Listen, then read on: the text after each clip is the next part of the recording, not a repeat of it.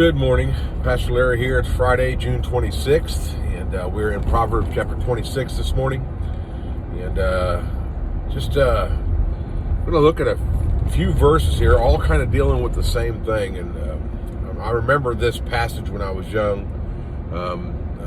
I told you when we first started doing Proverbs that my dad used to read us Proverbs, and he would always try and explain things whenever I asked a question, and I appreciate that about my dad. And so this passage, I was reading it this morning. I was reminded of a time that I asked my dad a question. So I'm going to go ahead and read the passage. And the Bible starts in chapter 26, verse 20. Where no wood is, there the fire goeth out. So where there is no talebearer, the strife ceaseth. As coals to burning coals, and wood to fire, so is a contentious man to kindle strife. The words of a talebearer are as wounds, and they go down into the innermost parts of the belly. Burning lips and a wicked heart are like a potsherd covered with silver dross. He that hateth dissembleth with his lips, and layeth up deceit within him. When he speaketh fair, believe him not, for there are 7 abominations in his heart. So when I see this, and the verse that really that I asked Dad a question about was verse 22. The words of a talebearer are as wounds, and they go down into the innermost parts of the belly. And Dad started to explain to me about eating crow.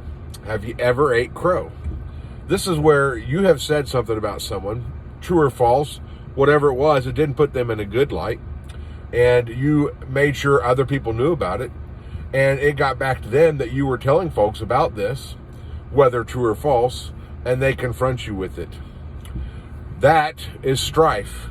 That is when one who has told the story, or the talebearer, has now being served up crow. That means they're taking and digesting what they have done. And what's going on is there's strife now. And I love this verse where it says that when he speaketh fair, believe him not, for there are 7 abominations in his heart.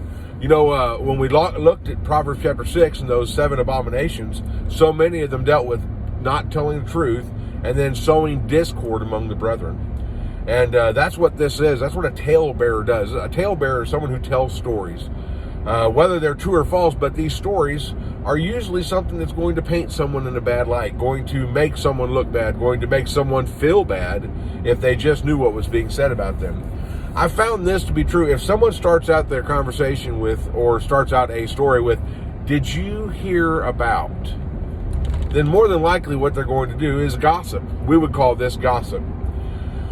And this is something that ought not to be done among the church. Ought not to be done about anybody, but we ought not to be doing that amongst each other.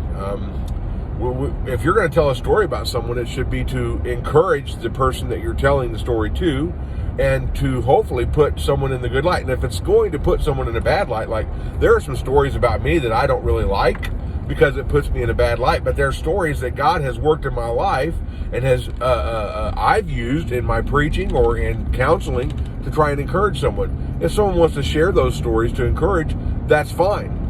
That's great. That's what I want those stories to do. I want the things that God has done in my life to be used to help people.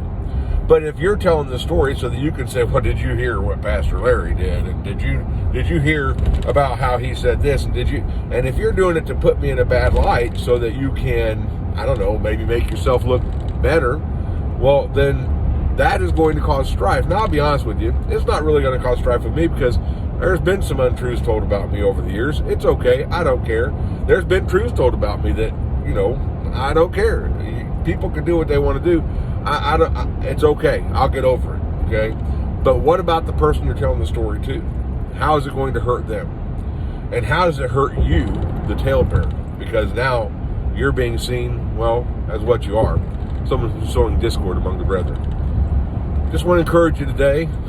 If it's a story you're going to tell, why are you telling it? Is it going to glorify you? Is it glorify God?